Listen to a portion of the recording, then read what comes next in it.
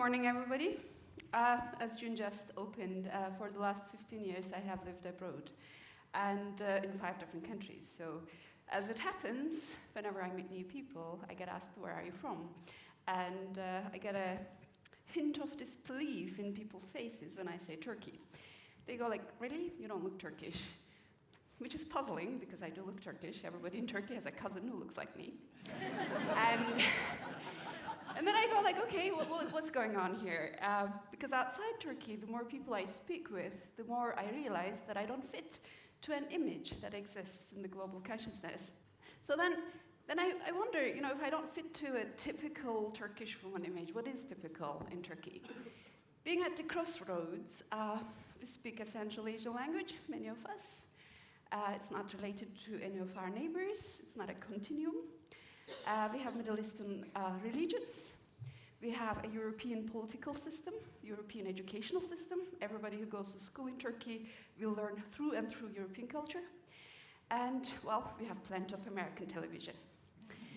What does that make us? I suppose the typical Turkish is diversity. That's probably what it should be. However, people seem to have a kind of a single story in their minds about women in Turkey. And I don't fit, so they ask, is it normal you travel alone? Is it normal the way you dress? Do you have to wear a headscarf when you go back home? I suppose a fair question, because these women are all Turkish. You see traditional village folk, that is your left, I guess, and, new urbanites, I would say, with headscarves. These are Turkish women. These are 2 categories of Turkish women. But this image, particular image, gets to represent only part of the story. We do exist, and I'm going to demonstrate that to you in a minute. But before I go on and talk about the image and the look, because it goes beyond that, I want to talk to you about the mindset, which is actually still there in Turkey, which justifies also the question. It surprises people that an educated, independent woman comes and meets them and talks about philosophy or science or whatever. Because in today's Turkey, there are less than 15% women in the parliament. They don't make the rules. Seemingly, 1 in 4 women think that it's okay for their husbands to beat them. In some regions, we still have something called honor killing, and that seems to apply only to women. Seems like for many people, men and women, the notion that women are people is still a radical one. But is that the mindset in entire Turkey? Is that the norm? Am I really exceptional? I start questioning myself.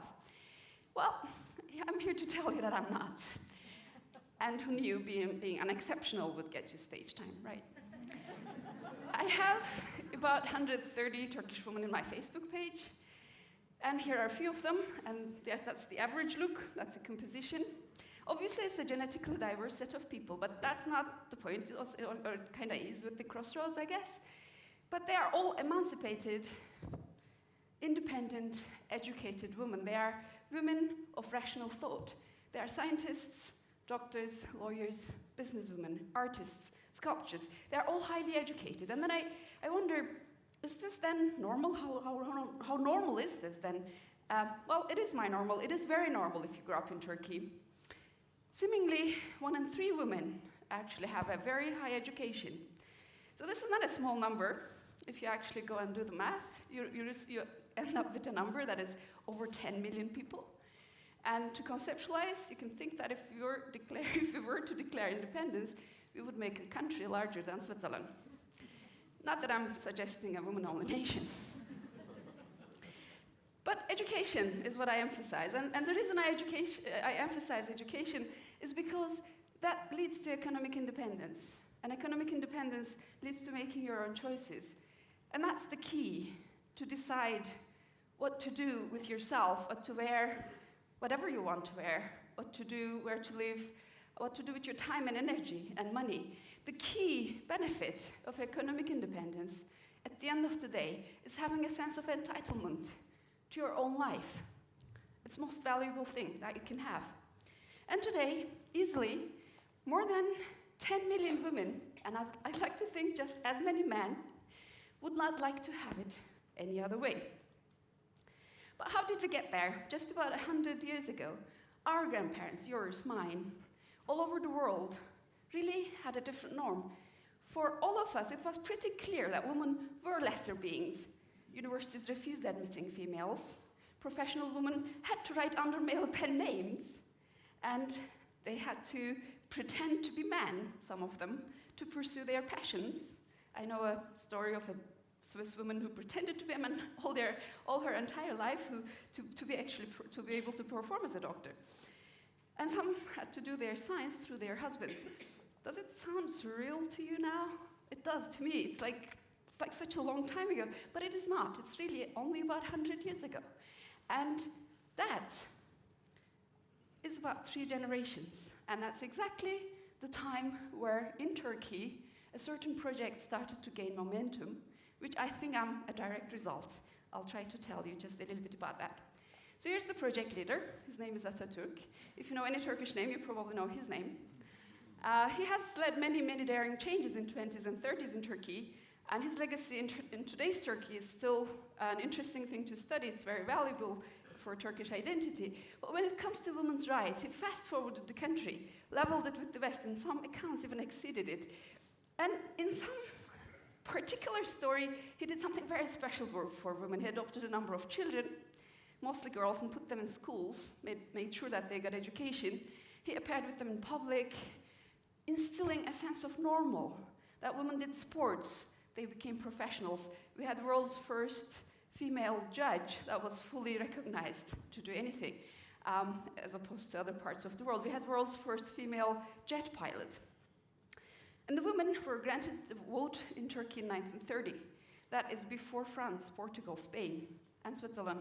But that's another story, because in Switzerland, the last canton gave the women the right in 1991, the right to vote, and that's when Turkey actually elected their first female prime minister. In 1930s, my grandmother was born. This is her in a northeastern town. She could vote in her entire life, but in her surroundings, women were still very much lesser beings. Nobody asked her what she wanted to be when she grew up. That's very different for me. And this is my mother, 30 years fast forward. She's roaming in the streets of Ankara, playfully posing as a cowboy, styling her hair as Audrey Hepburn. And she's a direct product of Atatürk's vision. She had a teacher who was an agent of this change. And that teacher negotiated with my grandfather, who didn't really believe in educating girls all that much. The teacher went to my grandfather and said, if it's an issue of money, I'm going to fund her education. She should study. And, well, my grandfather's pride kind of conflicted with his values, and he said, I'll pay for my own children's education, thank you. So that journey began. But besides that teacher's extraordinary move, for my mother's generation, working was normal. A lot of women worked 100% of the time. They raised children, and they have also did 100% of the housework. Blows my mind, but that's how it was. 30 years down the line, when I went to university, a great proportion of my professors were women, and mind you, I studied technology. And I have learned a lot of my subjects from my teachers throughout my life, all at least half women. My doctors were half women. That just kind of list goes on and on. So it is very normal for me to be around professional women who are independent. And I don't stand out if you ask me. I am just 1 in 10 million people. And when I was preparing for this talk, a small thing, or a big thing rather, happened in Turkey. A lot of people took to the streets to protest demolition of a park, and then the authorities responded with a lot of force, and then the whole discourse changed into protecting their freedoms. And now millions of people are out in Turkey. Many women took the front lines, and these images might be familiar to some of you because they have become iconic. And I wanted to say, is it normal for them to be there? Yes, there they are. They exist. And they won't have it any other way. Thank you.